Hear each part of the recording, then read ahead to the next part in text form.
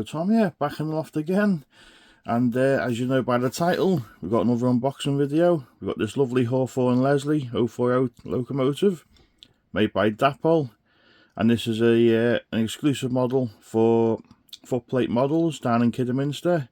Probably the first thing I've ever bought off them, I think, and I went for their model. So it's Marsden Brewery, and it's sound fitted as always. So let's just take it out of the box and we'll have a little look at it. So box is actually quite small. As always with Dapol, you get a decent booklet, all the info, probably info on the logo's on the plinth as well. So yeah, you get a really good decent set of instructions from Dapol for all these models, and then obviously we'll go through the sound functions in a minute. So what drew me to this model is, as you most people know, I collect preserved examples of locomotives, and at the time these came out I was sort of a bit hesitant, so I thought I'll wait and see, because some short wheelbase locos are fine, others struggle on Insulfrog points, which is what I've got, but I've heard mostly positive reviews about these locos, as we can just see here. So it's the Marsden, Thompson and Evershed Limited company, and this loco I believe was built in 1924, so it's coming up to 101 years old now. Let's see if we can, what's the safest way of getting this out? Cardboard insert there. Oh. That comes out nicely, that. And the only other thing I can see, we've got a blanking plate that's loose in the box there, and we got some etched nameplates by the looks of it, and a chain link coupling. So yeah, nice and basic so far. So let's have a little look at the loco itself, and yeah, I quite like the look of this one. So it's in a what looked relatively simple livery, but it's got a lovely lining effect on it. It's got two colours there. You got like a red and a yellow. Massive buffer stops on it, and they're sprung. But yeah, I really like the nameplate on this loco. It is really smart, and yeah, it's not a cheap loco. This costs £260 odd, I think. If you saw my last, well, whole video from February, you know, I bought it from the Preston Model Railway exhibition. I did think about ordering it, but I thought, no, if I see one in the flesh, I'll pick one up, and that's what happened. They had a big trade stall at Preston, so Umdenard, and yeah, I went back and got one. But yeah, really stunning looking loco, that. Really nicely detailed, and if it works as well, I'll be very happy. And it's something a bit different to go with my smaller industrial type locos. So the before we go any further, I'll change the camera angle and we'll get it on the track. Okay, we have Marsden, Thompson and Evershed Limited on the track, and like I mentioned earlier, the loco was built in 1924, and it was delivered to Marsden Brewery in the same year at Burton-on-Trent. And the loco remained there till 1955, and then it moved to the Foxfield Railway in 1967, but it wasn't returned to steam all the way till 2021, so only 4 years ago, or just under 4 years ago. Now, I did visit the railway in 2022 for the first time, and the only time so far. Marsden Thompson wasn't running, unfortunately, but I did get a picture of it sat in the yard. And it was a very smart loco then, so hopefully next time we go back it'll be running with a bit of luck. Now, just a quick one about the loco itself, the model. It has an X18 decoder socket. I've obviously gone for the sound fitted version anyway. It comes with a die-cast chassis with all-wheel pickup, so hopefully, well, it's definitely a necessity with only four wheels anyway. But hopefully it'll handle the Insulfrog points okay. Also says it comes with a powerful 5-pole motor, and the sound recorded in this model is from the real life loco at the Foxfield Railway, which is also good to know. So yeah, unfortunately got no footage of the real thing to add to this like I like doing, but maybe in the future. So anyway, for now, let's just try the sound functions. So we got number 1, which is actually says firebox flicker on and off, but let's just see if the sound comes on.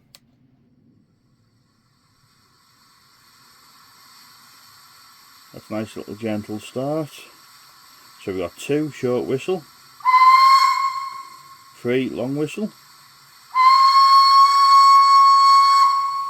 Quite a powerful speaker for a little loco. Coal shoveling 4.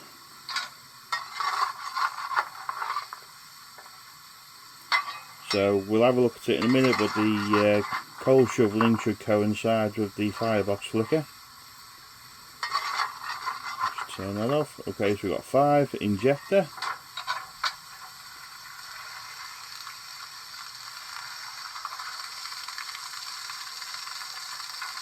And number 6 blower.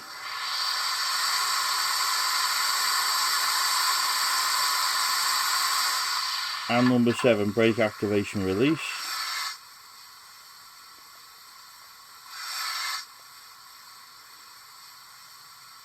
So we've got various other things. We've got buffering up, coupling up, light engine mode. We'll try toot whistle 10. Quite like that one. We've got safety valves, manual drain cocks, firebox door open and close, number 13. Let's try guard whistle 14. And loco flange squeal. We'll have a look at that in a sec. In fact, we'll go on, we'll do that now. So shift, so we've got 16.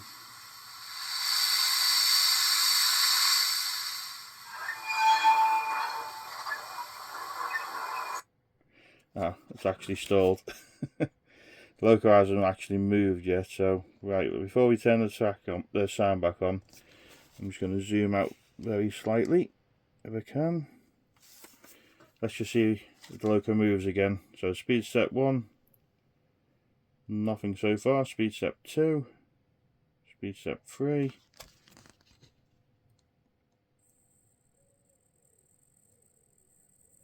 That's not looking good. Oh, here we go. It's very slow starting, so maybe that's what it is. That's 4, 5. Well, that really is a slow mover. That's stalled again now. I'm going to give this loco a good run in first before I judge it. But yeah, I was hoping for no stalling. This track's been given a good clean as well before I started this unboxing video. I've actually put a new dropper wire to the main track because this one had a bit of a power shortage, and I did test it before doing this unboxing to see.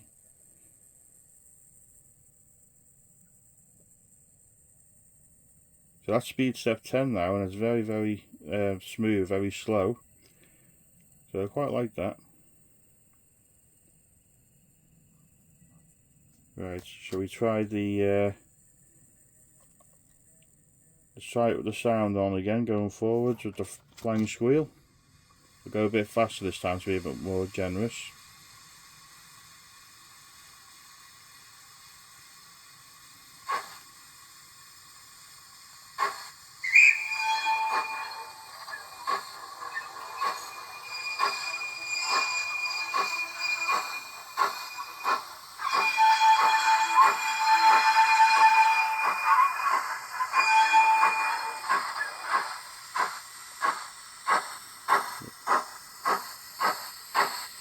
Right, we just changed direction. It's just gone over the point now, so I wouldn't be surprised if it cut out, but we'll see. So we're still on speed step 10, and seems okay.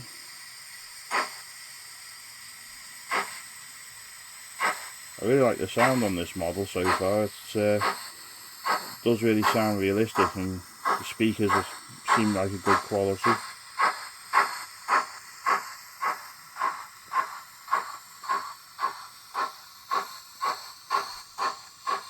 And it's quite a realistic speed as well.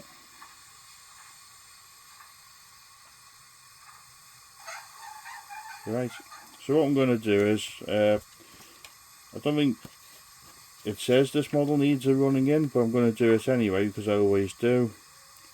But yeah, we're going to give this loco a running on the Heritage line up and down.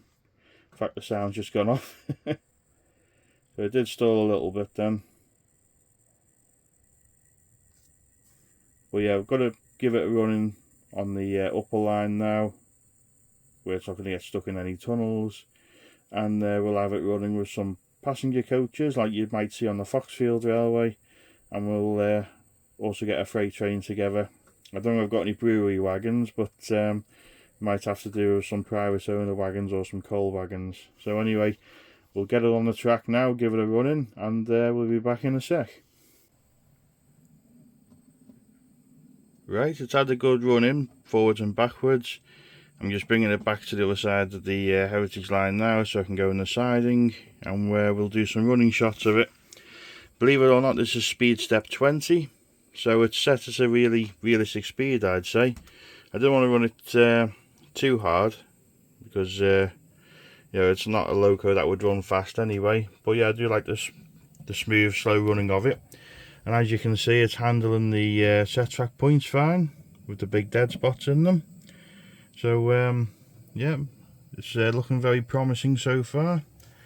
Only time will tell when we have it running, moving off slowly from the sidings on the other interlock points, but we'll see. Okay, welcome back. It's been about a week and a half since the last clip you saw. The loco was working great, and I left it running for a couple of laps around the layout, and basically when I went to stop the loco, it wouldn't stop. It just kept going and going, and it wasn't responsive to the controller. The sounds functions were still on. So in the end, I even emergency stopped the loco, just carried on. And so I had to take the loco off the track. I put it back on the track, and the sound came on, but the loco wasn't responsive. So I tried resetting the decoder, and that didn't work. It just, the sound again carried on working, but nothing happened. So I contacted Footplate Models, and they were very quick to respond, to be honest. They messaged me back saying, you know, have I tried this? And I was like, you know, no. So they automatically sent me a postage stamp to send the loco back, and very quickly they looked at it. They did say the same as me, it wasn't working, but they reset it themselves and it did work. But when I said that I hadn't played with any of the CVs prior to the loco going funny, they just basically said we'll send you a new model out. So that was very good of them, and a very quick service from them. Very polite staff, so I can't complain. This is the first loco I've ever purchased off them, so you know, provided this one works fine, you know, it'll hopefully be a win-win. Hopefully it's just a one-off. I did have a Dapol loco with a faulty sound decoder years ago, the Dapol Mogul, and that got changed, and touch wood, it's been fine ever since. So hopefully this is the same. So yeah, that's going to make this video a little bit longer, but I thought it's worth explaining it because I can't run a review off the first one basically. So I'm going to get this one out now, give it a few laps around the layout, and make sure everything's okay with it. I won't go through all that again, and provided it does, we'll do a few running shots of it, pulling some coaches and wagons like I was going to with the previous loco, and we'll see how it gets on. So back in a sec.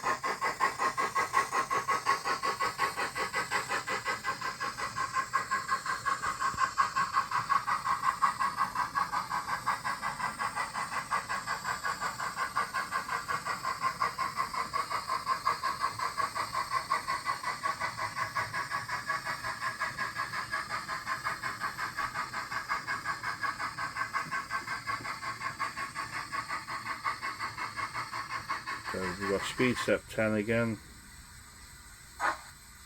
Hopefully it'll do it without stalling.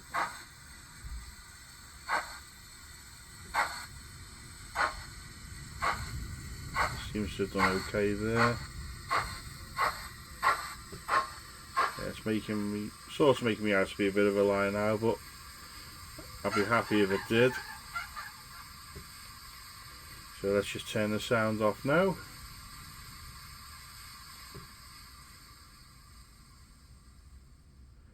Okay, so this was obviously the second loco, and like the first one, it's absolutely stunning, well detailed.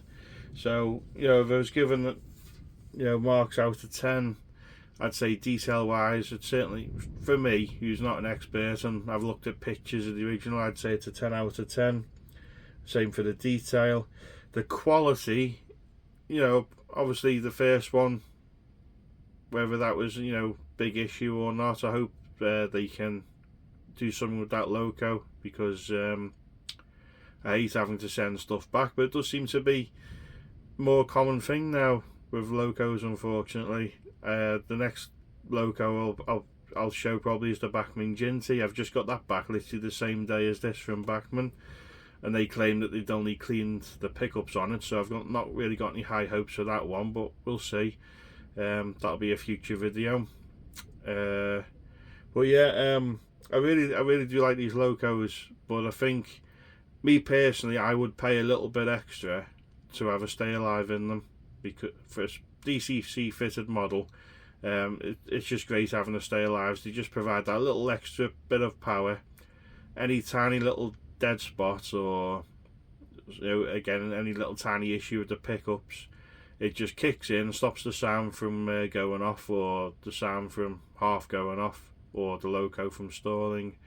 They're just well worthwhile. So Dapol, if you're listening, please put a stay alive in them. But yeah, overall, the performance, like I mentioned just then, the loco running around the track, it's a 10 out of 10. It performs really well. It's probably more realistic speed on a DCC than, I imagine, analog. It could probably run a bit faster, but yeah, really slow moving speed, and quite realistic, I'd say, from my opinion. The only downside is when you bring the loco to a stop, sometimes the sound goes off like it just did then. The loco can also stall on straight and level track. I wouldn't have minded so much if it was just on the points, but the Hornby set track points on the other end of the layout, it hasn't stalled on them at all, to be honest. Where it stalled or almost cut out a few times on the Pico points, which is surprising. But yeah, I think if I can find someone to fit a stay alive in this loco, or someone recommends one to me that will fit in this loco, if that's possible, I'd be much appreciated. But yeah, I think that's all this loco needs, is a stay alive. Also, I want to get a driver and fireman to go in the cab, so I'll probably order some Modeloo figures at some point, or I might put them on my birthday list.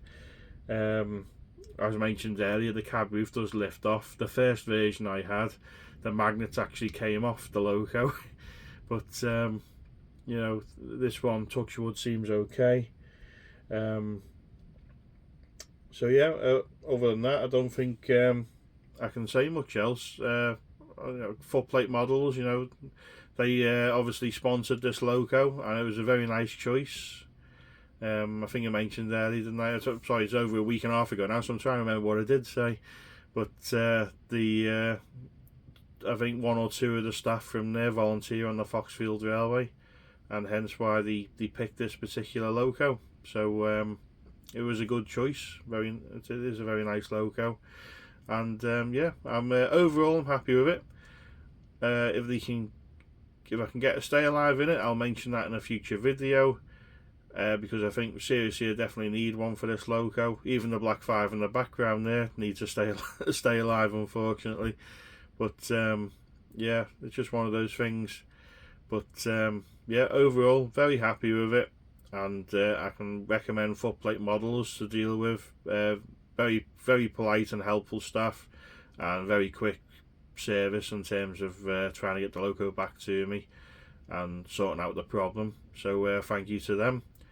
And yeah, the next loco we will look at may well be another Dapol loco. I say just a couple of weeks ago I got the O-Gauge J94, the sound fitted model.